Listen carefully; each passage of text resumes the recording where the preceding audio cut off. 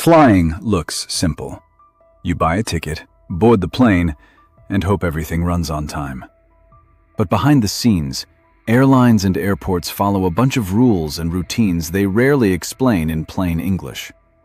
In this video, we're breaking down 20 things most passengers never get told about seats, boarding, baggage, security, in-flight comfort, and what really helps when plans go sideways.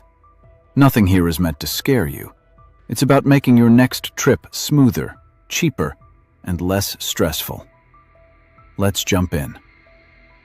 Number 1. Overbooking is built in. Airlines often sell more tickets than there are seats because on most routes, a predictable chunk of people don't show up or miss the flight. It's not personal, it's math. The part they don't always explain is what happens when everyone actually arrives.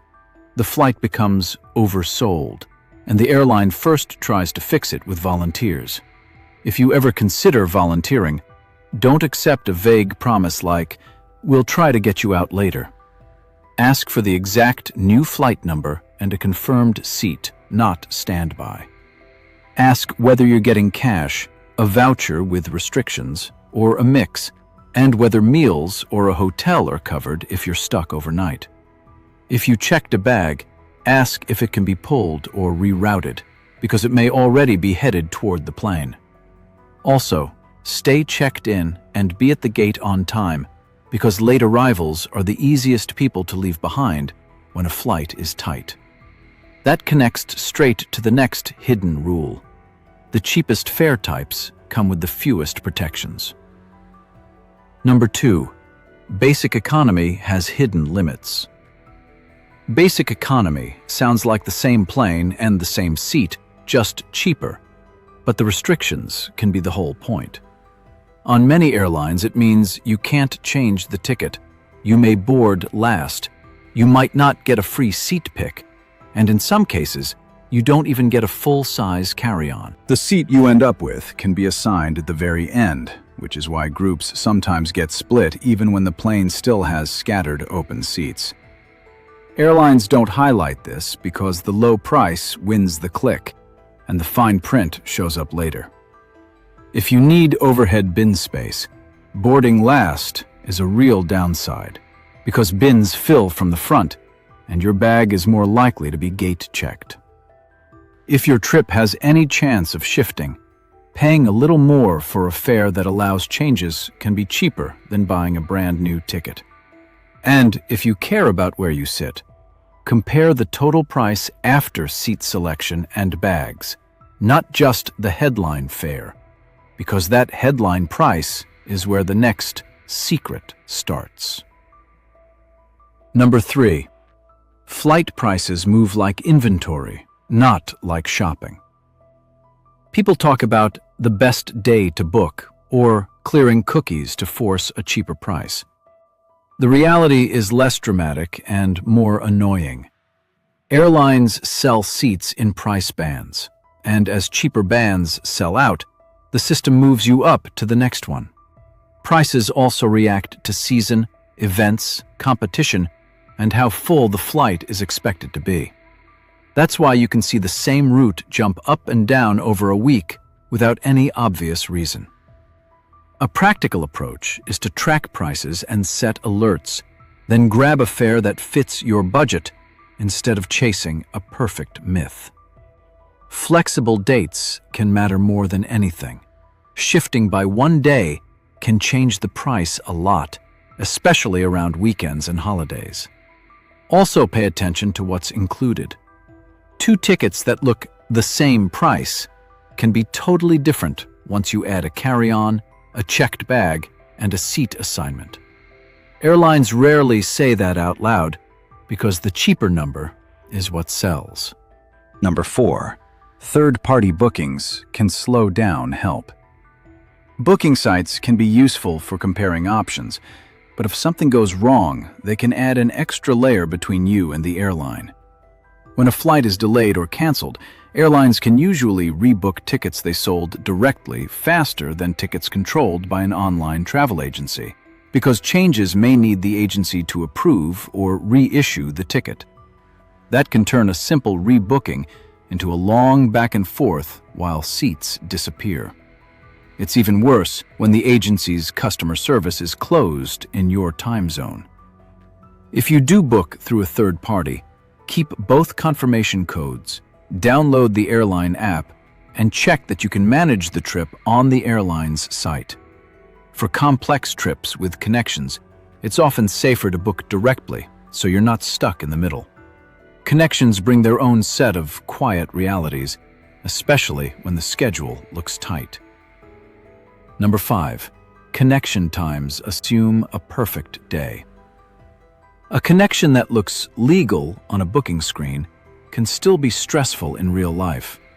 Minimum connection times are based on best-case walking paths and normal operations, not a packed terminal, a slow shuttle, or a surprise security recheck.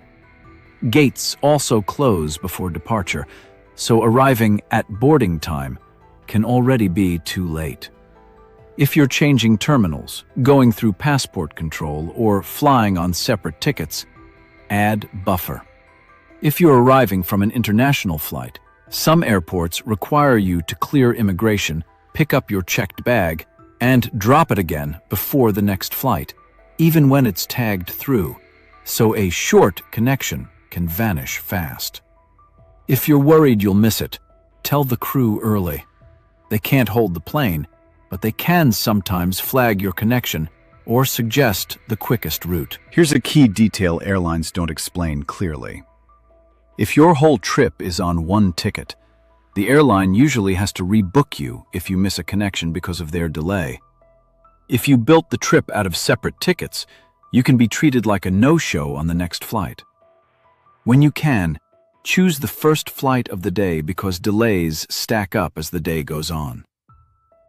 On the plane, sitting closer to the front can buy you a few minutes, but only if your carry-on setup is simple, which leads to the way boarding actually works. Number 6. Boarding is designed around bags, not comfort. Airlines talk about boarding groups like it's a neat system, but a lot of it is damage control for luggage. Overhead bins fill fast, and once they're full, the crew has to gate-check bags and start hunting for space. That's why you'll hear the gate agent push checking your carry-on for free, even when the cabin still looks empty. They're trying to avoid a last-minute jam in the aisle that delays departure. One under-the-radar rule is that overhead space isn't your right just because you have a seat.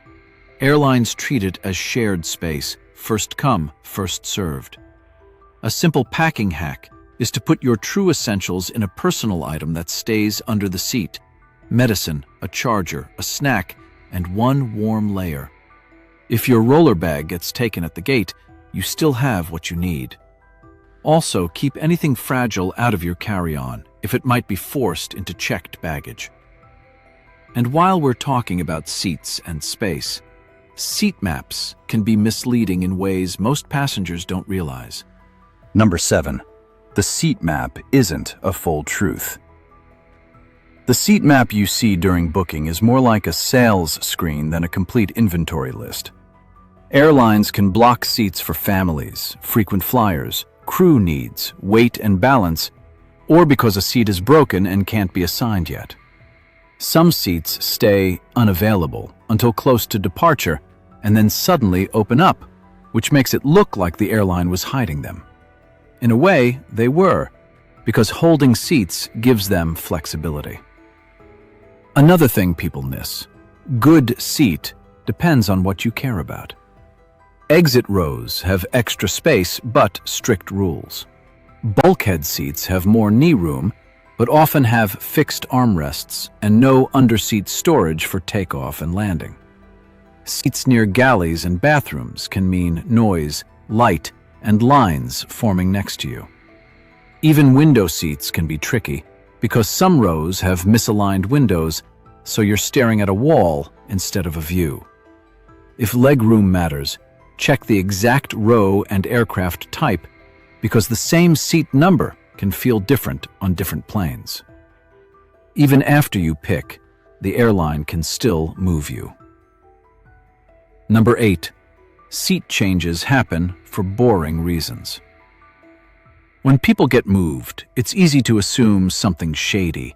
But most seat changes come from aircraft swaps, maintenance, or balancing the plane's weight. If the airline replaces the plane with a different layout, your seat might not exist anymore.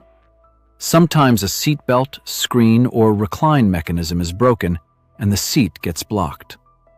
On full flights, families with small kids may get reseated to meet safety requirements.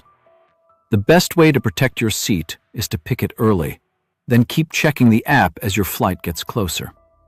If you notice a change, dealing with it days before departure is usually easier than fixing it at the gate. One more quiet tip.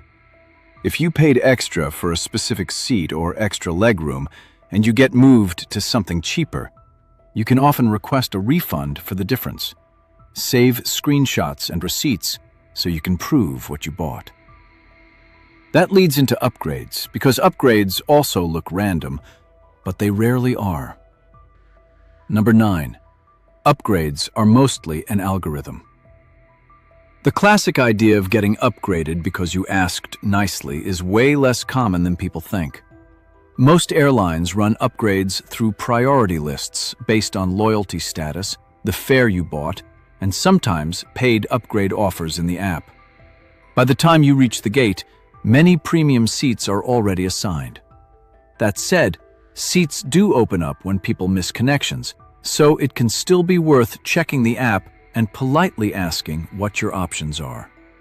If you see a paid upgrade offer before the day of travel, that's often the cheapest moment, because the airline is trying to lock in extra revenue early. At the airport, keep it practical.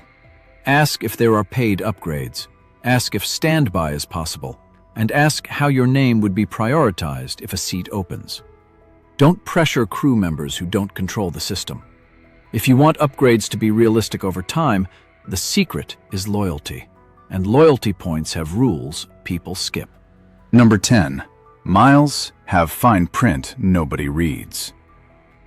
Airline miles feel like free travel, but they're really a currency with terms. The value changes depending on the route, the airline, and the day, and the best deals are often on partner airlines that don't show up on the first search screen. Some cheap fares earn fewer miles, and some awards still come with taxes and fees. Many programs now price awards dynamically, so the number of miles needed can spike on peak dates the same way cash prices do. A useful habit is to keep one main program and actually learn it. Which partners it has, whether miles expire, and which redemptions give you the most value. If you're not a frequent flyer, don't chase points at the cost of bad schedules. Convenience and fewer connections usually win. And whether you're earning miles or not, comfort on the day of travel often comes down to cabin basics that airlines don't really advertise. Number 11. Cabin air is better than most people assume. A lot of travelers worry about stale air, but on many modern jets, the cabin air is refreshed often and passed through high-grade filters. Air usually enters from overhead, moves downward, and exits near the floor, which helps limit how far particles drift through the cabin. The bigger issue isn't the air system, it's close contact. You're sitting near other people for hours and touching shared surfaces. If you want an easy, low-effort trick, aim the overhead vent so air flows in front of you, not straight at your face, and keep your hands away from your mouth and eyes. Hydration matters too, because cabin air is dry, and dehydration makes long flights feel worse. Dry eyes, dry throat, headaches. Airlines don't market this because it doesn't sell seats, but it changes how you feel when you land. Another thing that affects how you feel is how clean your personal space really is. Number 12. Your cleanest seat starts with your own wipes. Turnaround times can be short, which means crews focus on visible trash, not deep cleaning every surface. The most touched spots, Tray tables, armrests, seatbelt buckles, and screens can be grimy even when the cabin looks fine. A quick wipe takes less than a minute and reduces that sticky feeling immediately. If you use disinfecting wipes, let the surface stay wet for a moment so it actually does its job. Then let it dry. One place many frequent flyers avoid is the seat back pocket. It's perfect for storing things, and that's exactly why it collects used tissues, old snacks, and random trash. If you need to store something, use a small pouch in your bag instead. This isn't about paranoia. It's about controlling the few things you actually can.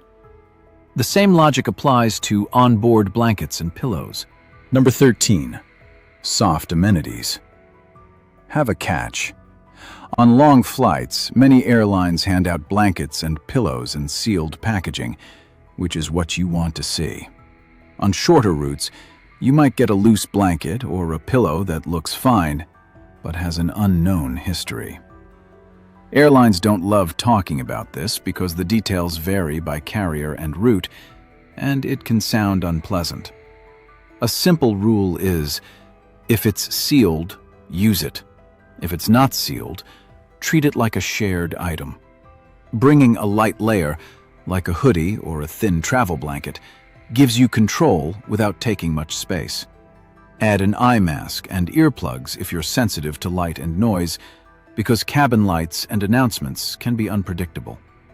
Also, keep your own earbuds or headphones handy, because free headsets, when offered, are often basic and not always individually packaged. While we're on small details people miss, airplane windows have one that looks strange but is totally normal. Number 14.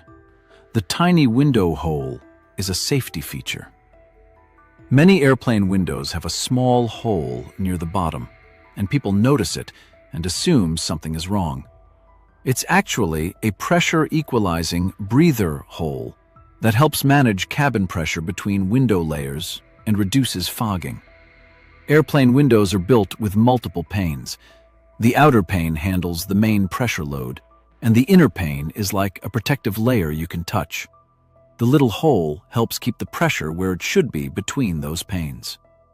If you ever see a crack on the inner pane, it can look scary, but it's often not the structural layer.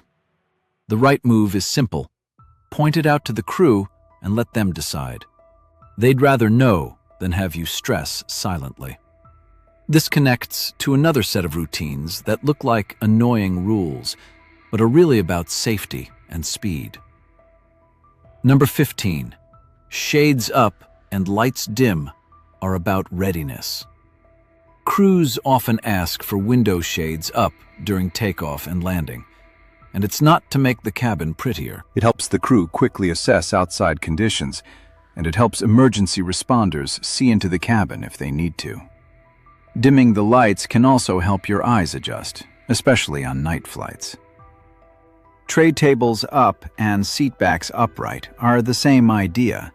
Clear paths and fewer hard edges if there's sudden braking or a fast exit. Even the devices in airplane mode rule is partly about attention. During the busiest phases of flight, the crew needs people to hear instructions and react quickly. Airlines don't explain all of this in detail because they don't want to sound alarming. So it turns into, just do it. Another rule that gets ignored until it matters is the seatbelt. And it matters even when the sign is off. Number 16. Turbulence hurts people, not planes.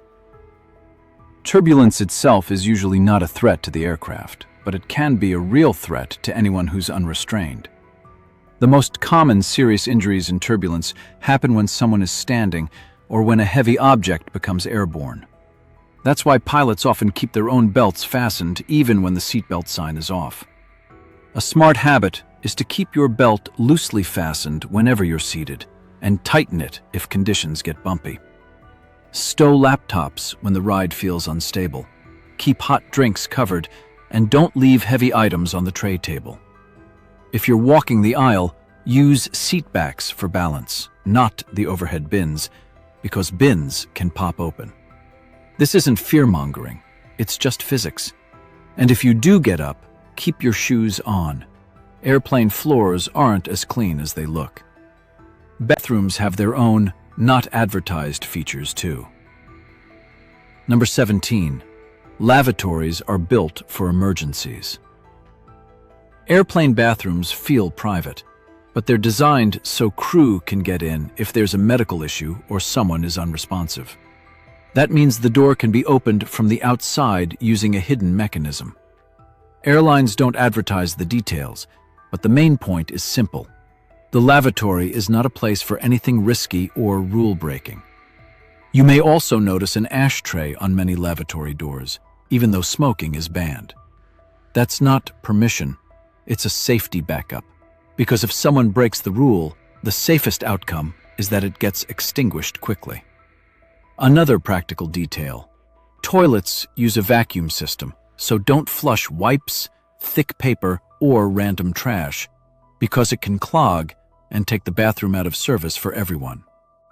For passengers, the helpful habits are basic. Wash your hands, avoid touching your face, and use a tissue to open the door if possible. Then keep moving, because the next quiet rule is about what you pack, especially with batteries. Number 18. Battery rules control your carry-on. A lot of random baggage rules make more sense when you realize how airlines treat lithium batteries. Power banks and most spare batteries belong in your carry-on, not in checked baggage, because problems are easier to spot and handle in the cabin. Protect spare batteries so the contacts can't short. Keep them in original packaging or a small case.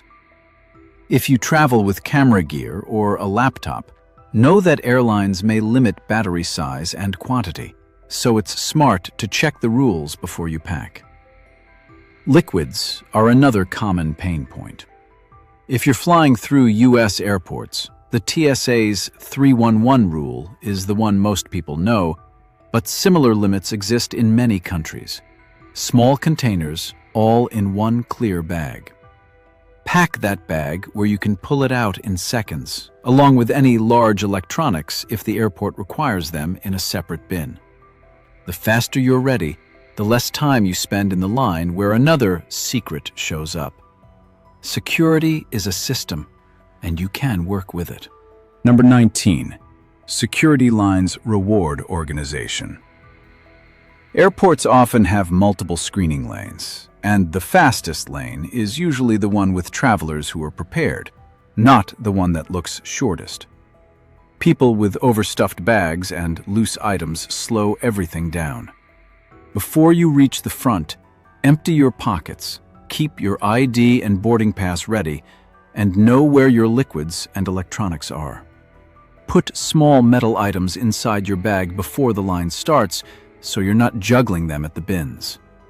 If you fly often in the US, programs like TSA PreCheck can reduce the need to remove shoes and laptops, and Global Entry can speed up immigration on the way back in. Other countries have their own trusted traveler programs. None of this is glamorous, but it cuts stress and gives you more control over your schedule. And control matters most when plans break, because airlines don't always tell you what your best options are during delays. Number 20. In a disruption, speed beats perfect clarity. When a flight is delayed or canceled, the announcements can be vague. Operational reasons, waiting on paperwork, crew timing. That's often because the situation is changing fast, and staff can't promise a fix that might collapse in 10 minutes. The useful secret is to act early. As soon as you see trouble, open the airline app and look at alternate flights before the desk line gets long. If your trip is on one ticket, the airline can usually move you onto their next option, sometimes even onto a partner, but you have to ask. If you have a connection, look at later flights from the same airport and nearby airports, and pick the one you can realistically make. If you're rebooked onto a later flight, ask what happens to your checked bag and keep essentials with you in case the bag arrives later. For meals, hotels, and compensation, rules depend on the country and the cause of the disruption.